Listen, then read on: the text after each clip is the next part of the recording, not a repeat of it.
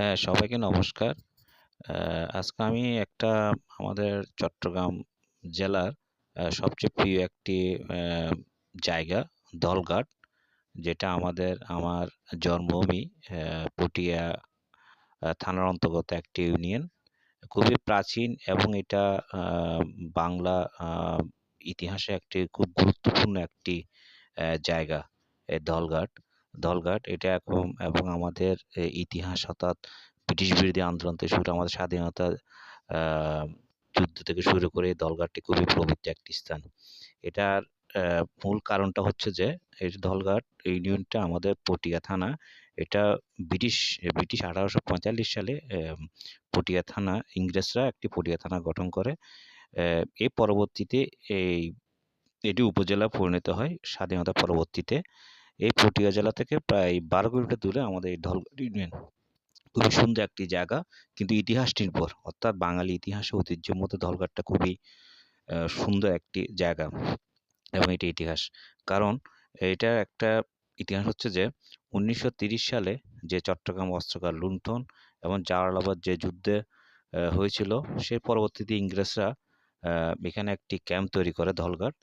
বর্তমানে এটা কোনো অস্তিত্ব নেই, কিন্তু মোড়টা রয়ে গেছে। আপনারা এই যে মোড়টা দেখছেন, এই মোড়ের চত্বরে এখানে আশেপাশে মাস্টার সূর্য সেন, স্বামী বিবেকানন্দের ছবি আছে। এই মোড়টাই ওখানে ক্যাম্পটা করে গেছিল। এই মোড়টা একদিকে অ্যা এখানে আমাদের প্রীতিলতা একটি অ্যা এস ওর সমাধি স্মৃতিসৌধটা রয়েছে। প্রীতিলতা ওয়াদ্দেদার, যেটা ১৯৩২ সালে মাস্টারদা সূর্য সেন এবং প্রীতিলতা ওয়াদ্দেদার আপনার আম বিপ্লবী সাবিত্রী বাঈতে যে বৈঠকটা যুদ্ধটা হয়েছিল, আম সেই সেটা দলগাঁর যুদ্ধ নামে হয়েছে ইংরেজদের সাথে। এখানে এই মোড়টা যে সুন্দর একটি গ্রাম, এই মোড়ের আশেপাশে আপনারা দেখবেন প্রীতিলতার স্মৃতিসৌধটা রয়েছে। এখানে উল্লেখযোগ্য ব্যক্তিদের মধ্যে আছে আপনার অত্যানন্দ দস্তিদার, পূর্ণেন্দু দস্তিদার, প্রীতিলতা ওয়াদ্দেদার, মহেন্দ্রলাল বড়ুয়া, হরেন্দ্রলাল চক্রবর্তী। এরা সবাই বিপ্লবী ছিল ব্রিটিশ বিরোধী আন্দোলনে, এবং বাঙালির সমাজতান্ত্রিক নেতা ছিল এর পরবর্তীতে পুলিন্দে।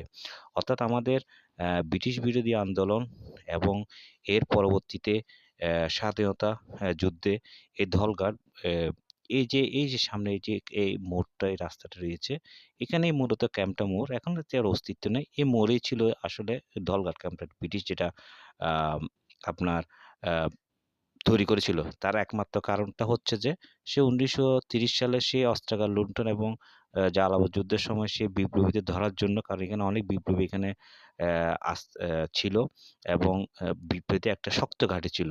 এই বিপ্লবীদের ধরার জন্যই আসলে এই ক্যাম্পটা তৈরি করেছে। পরবর্তীতে এটা ধলঘাট ক্যাম্প নামে পরিচিত। আসলে এখন শুধু ওই সাইনবোর্ডটাই আছে, বিভিন্ন এলাকায় ধলঘাট ক্যাম্প বলে।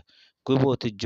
চট্টগ্রাম শহর থেকে আপনি যেকোনো নতুন ব্রিজ হয়ে অথবা কালুঘাট সড়ক হয়ে আপনি এই ধলঘাটে চলে আসতে পারবেন। এখানে আমাদের প্রীতিলতার ওয়াদ্দেদারের স্মৃতিসৌধটা রয়েছে, এবং এর সাথে, সাথে আছে আমাদের সনাতনী সম্প্রদায়ের সবচেয়ে পবিত্র স্থান যা বুড়া কালীবাড়ি নামে পরিচিত। মা জাগ্রত রয়েছে। এখানে বিভিন্ন স্মৃতিকথা আছে বুড়া কালীবাড়ি।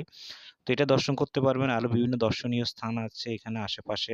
খুব সুন্দর একটি গ্রাম, এবং বিকালের দিকে অথবা সকালের দিকে আপনারা যেকোনো গাড়ি যোগে এসে আপনারা সুন্দরভাবে বেড়াতে যেতে পারেন।